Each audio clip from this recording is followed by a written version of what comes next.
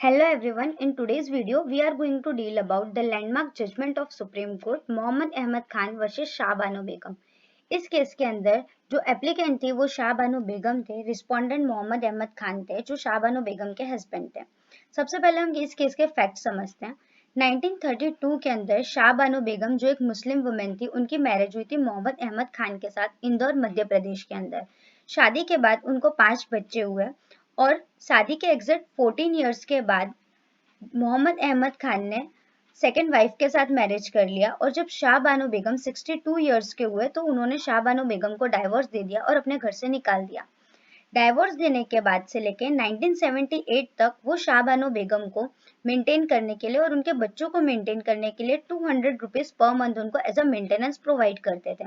But 1978 के बाद उन्होंने ये मेंटेनेंस देना उनको बंद कर दिया, जिसके बाद शाह बानो बेगम ने एक क्रिमिनल सूट फाइल करा लोकल कोर्ट इंदौर के अंदर, ये कहते हुए कि as per the section 125 of CrPC वो एंटाइटल है मेंटेनेंस के लिए, और उन्होंने इस अपील के अंदर 500 रुपीज मेंटेनेंस खुद के और खुद के बच्चों के सर्वाइवल के लिए जो है मांगा। उसके बाद मोहम्मद अहमद खान ने इसमें यह डिफेंस लिया कि शाह बानो बेगम अब उनकी वाइफ नहीं है, इसलिए इस्लामिक लॉ के अंदर उनकी कोई भी ऑब्लिगेशन नहीं बनती उनकी वाइफ को मेंटेन करने के लिए। खाली वो मेहर के जो रुपीज है as per the Islamic law 5400 rupees वो खाली वो शाह बानो बेगम को प्रोवाइड कर सकते हैं। बाद में जब ये केस 1979 के अंदर लोकल कोर्ट में पहुंचा तो मोहम्मद खान को लोकल कोर्ट ने डायरेक्ट करा कि आप 25 rupees per month Shah Bano बेगम को एज अ मेंटेनेंस प्रोवाइड करो। बाद में 1 जुलाई 1980 को शाह बानो बेगम ने हाई कोर्ट मध्य प्रदेश के अंदर अपनी एप्लीकेशन करी। मेंटेनेंस की अमाउंट बहुत कम थी जिस वजह से उसे इंक्रीज करने के लिए मध्य प्रदेश हाई कोर्ट ने इसके अंदर उनके मेंटेनेंस की अमाउंट को 25 रुपीज से लेके 179.20 रुपीज पर मंथ कर दिया। Shah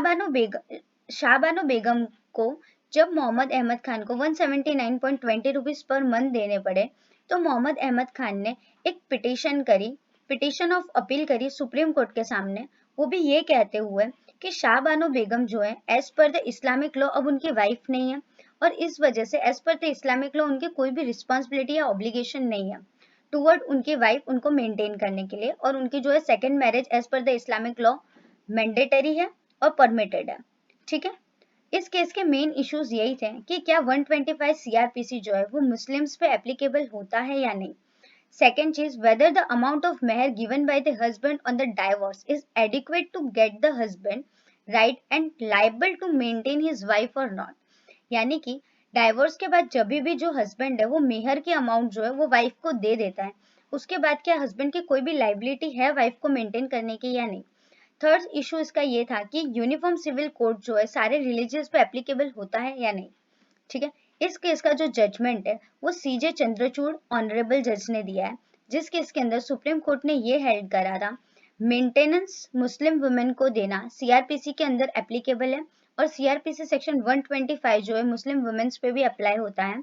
it was seen as a discriminatory as is deny the right to basic maintenance available to the women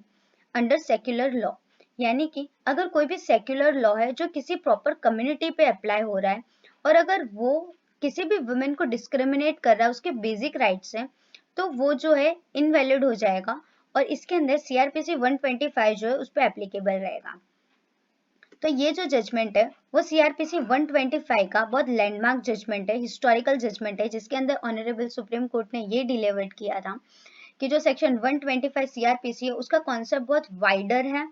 और उसका स्कोप भी बहुत वाइडर है, जिस वजह से ये जो है सारे सेक्युलरिज्म पे अप्लाई होता है, हिंदू मुस्लिम क्रिश्चियन सभी वुमेन्स पे जो है वो अप्लाई होता है। इससे पहले जितने भी मुस्लिम वुमेन्स थी उन पे 125 सीआरपीसी एप्लीकेबल नहीं होता था, जो खाली उसका स्कोप उस टाइम बहुत नैरो था, बट इस लैंडमार्क जजमेंट के बाद जो है उसका स्कोप 125 सीआरपीसी का बहुत इंक्रीज हो गया, जिसके अंदर मोहम्मद अहमद खान को जो है शाह बानो बेगम को पर मंथ मेंटेनेंस प्रोवाइड करने के लिए कोर्ट ने लाइबल करा और 125 सीआरपीसी को मुस्लिम वुमेन्स पे भी एप्लीकेबल हो इस तरह का उन्हें जजमेंट दिया। आई होप आपको ये जजमेंट समझ में आया होगा। Thank you so much.